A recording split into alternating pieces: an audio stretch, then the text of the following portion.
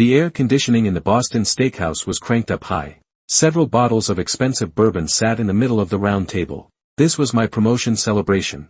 Around the table were my wife, Alice, my best friend Mark, and a few co-workers from my department. Alice sat to my right, wearing that dark blue silk dress. Mark sat across from me. "Jack, congratulations. Bottoms up." Mark raised his glass. His Adam's apple bobbed as he downed half a glass of whiskey in one go. He drank too fast. A drop of dark golden liquor slipped down from the corner of his mouth. Mark hadn't noticed yet. He had already opened his mouth to say the next toast. And in that exact second, Alice moved. As naturally as if it were nothing, she reached out, a white napkin between her fingers. She leaned forward slightly, across half the table, and her fingertips landed precisely at the corner of Mark's mouth. Press. Wipe. The motion was gentle, practiced, like wiping a piece of fine bone china she'd used for years. Mark's voice caught in his throat. He didn't pull away. If anything, he tilted his head slightly, instinctively cooperating with her touch. The noise at the table seemed to be sliced in half. The co-workers who had been cheering slowly lowered their glasses. My hand froze midair with the fork, the metal handle suddenly cold. Alice pulled her hand back. She didn't seem to realize anything had happened. She casually folded the napkin and set it on the side plate. "Mark, you always drink so fast," she said lightly. 3 seconds later, she froze. She realized everyone was staring at her, including me. Mark coughed awkwardly and grabbed his water glass, gulping it down. Alice's face turned red, then the color drained away, leaving her pale. "I mean, everyone's had a bit too much," she tried to recover, forcing an awkward smile. "Jack, I just saw Mark spill on himself and helped out." I set my fork down. The clink of ceramic sounded unusually sharp in the quiet private room. "Since when are you so used to taking care of him?" I asked, staring into her eyes. Alice opened her mouth but nothing came out. "It was just instinct," she said weakly. "You know I'm a bit of a neat freak." "No, Alice." I let out a cold laugh. "If it were instinct, you would have handed him the napkin. You wouldn't have wiped his mouth yourself." I looked at Mark. He lowered his head, not daring to meet my eyes. The fog in my mind suddenly cleared. Fragments from the past 6 months began snapping together. 3 months ago, we ran into Mark at a bar on a Friday night. Alice casually said his bourbon always had to have 2 square ice cubes because his stomach was sensitive. I thought she was just being attentive.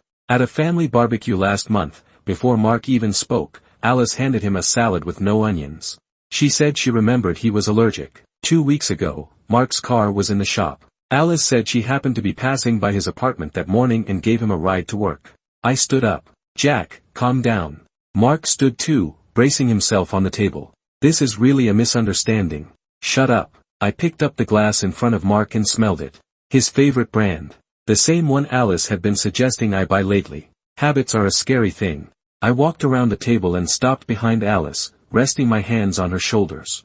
She was trembling slightly. That sense of distance, that kind of muscle memory, you can't fake it. I leaned close to her ear.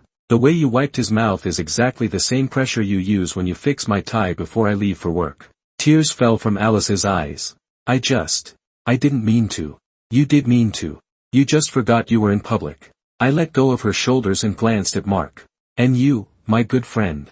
I didn't hit him. That would have been cheap. "I'll send the divorce papers to your office tomorrow," I told Alice.